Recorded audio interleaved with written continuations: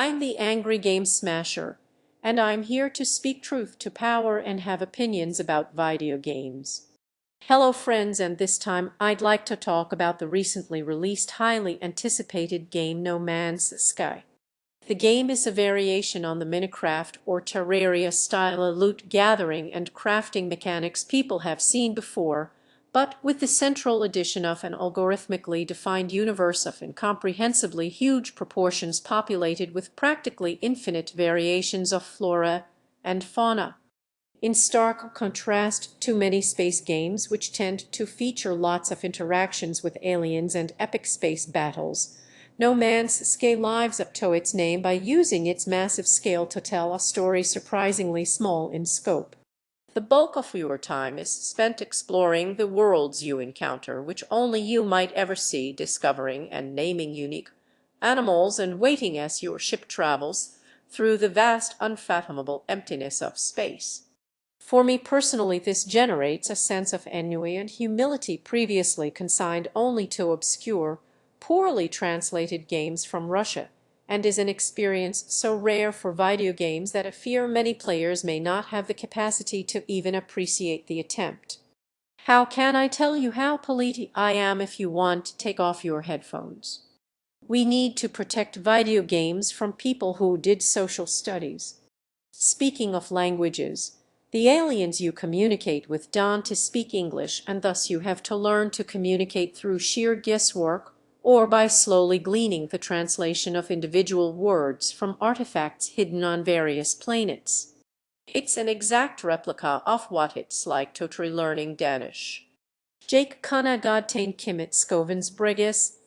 Aliens speak in what amounts to English with a word filter overread, which seems initially and unrealistic, but rather than attempting to populate an incredibly vast universe with factions, characters, and fully realized languages, Hello Games have made the thematically appropriate decision to make the dialogue and interaction into an extension of the exploration mechanics, where you generally know what you're going to encounter, but the specifics are always going to be just well, well, pilot of the well, well, pilot of the well, well, well, well, well, badly, well, well, you, well,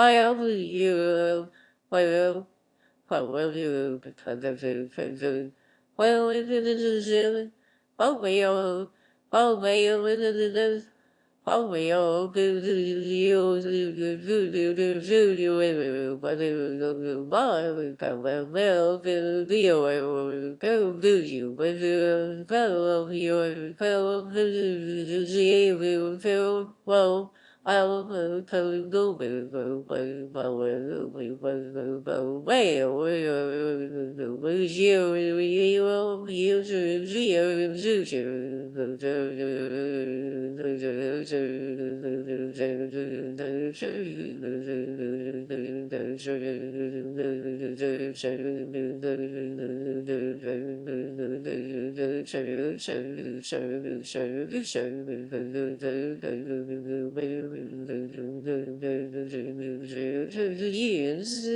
Yeah, to me own opinion, and that's the same thing as being right.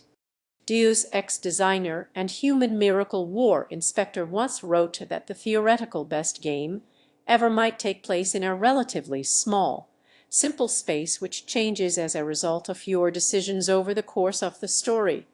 No Man's Sky, by creating a gigantic universe but filling it with mundane and relatively low-key mechanics, presents a facet of this philosophy from the opposite direction. You re on a small personal journey where planets, languages, alien creatures, and space stations all start to feel ultimately meaningless, but which are constantly changing just enough that while you really on a small personal journey, the texture of the landscape is always shifting and everything feels quirkily alien and yet recognizable. But ultimately this small indie team has created a truly honest recreation of the intense vastness of space by showing that everything is ultimately very similar and the Zaurus mundane, I mean commonplace. There are doubtless many critics who will see this as a bad thing, as an objective mistake, or as proof that they've been lied to by an evil developer, out to deprive them of the mythical prolepsarian concept of fun. I will not even fucking bother. We were fucking lied to. But I fear I must politely disagree with their perspectives, because as someone who distanced themselves from the inevitable marketing hype and managed to therefore experience the game for what it actually is, I found myself falling in love with its particular kind of calm, methodical pacing. The kind that doesn't lend well to obnoxious, over-the-top, angry, cynical, platitude-ridden videos that get that sweet YouTube ad revenue money flowing. The moments of slow-paced idle wandering gave me time to fully immerse myself in the feeling of being a space traveler. Something I must admit I've never been made to feel before by a video game. I felt lonely and adrift in an endless sea of stars and made to appreciate me smallness in the face of the unending nihilistic darkness of the cosmos. It reminded me of the year I spent dealing with insomnia by binge reading Nietzsche and Cormac McCarthy novels. No Man's Sky forced me to meditate on the nature of my own existence in a way they never done with any video game, and it does this with its very precise use of simple mechanics and relative emptiness other game critics are complaining about. I have a sneaking suspicion that No Man's Sky is so perfectly designed to force moments of introspection that gamers will be angry about it for forcing them to confront the darkness within their own soul, what Georg Hegel referred to as the night of the world, or, as he would have put it, das Nichts. It's at once straightforward, massive, tiny, daunting, and enriching in a manner one might be inclined to describe as spiritual. However, the current expectations of space games is to be all singing, all dancing experiences of being an epic cybermarine who makes #important decisions. So I highly doubt too many people will approach this game with the good faith required to make this game's interesting facets truly blossom forth. Into made trestu will every be a po lu po lu biu po lu zu zu you real boys the view po zu view you po view po zu be zu view boy was a the boy or able to boy